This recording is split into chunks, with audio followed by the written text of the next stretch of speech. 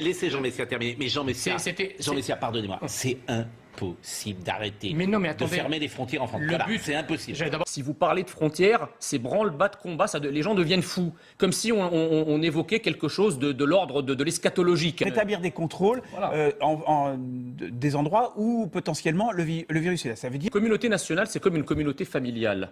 D'accord ? Si vous avez dans votre famille un enfant à protéger ou une famille à protéger, vous ne l'envoyez pas à un anniversaire dont vous savez que les gens, par exemple, peuvent être contaminés. Vous invitez pas chez vous des gens dont vous savez qu'ils sont contaminés. C'est du bon sens. Cette politique politicienne... Pourquoi ça ne servirait à rien de fermer les frontières ou en tout cas de renforcer les contrôles sur les gens qui la franchissent? Mais ça a été dit par des responsables sanitaires. Vous en avez reçu sur votre antenne ce matin. Vous en recevrez d'autres parce que ça n'a pas de sens scientifique. Et je vois bien que tous ces gens extrémistes qui rappellent les frontières comme étant la solution à tout problème politique. Est-ce que les frontières arrêtent les problèmes climatiques? Est-ce que les frontières arrêtent le virus? Moi, ce qui me frappe aujourd'hui, c'est qu'on a une démagogie qui appelle toujours la frontière, alors que tous nos problèmes reposent sur la coopération internationale. Vous savez, les microbes ne montrent pas leurs papiers en passant la frontière. Donc...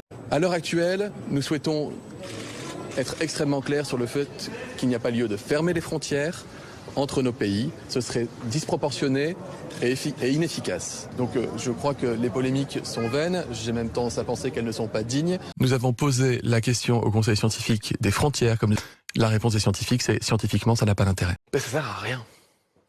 Ça ne sert à rien. Un virus ne s'arrête pas aux frontières. Le repli nationaliste.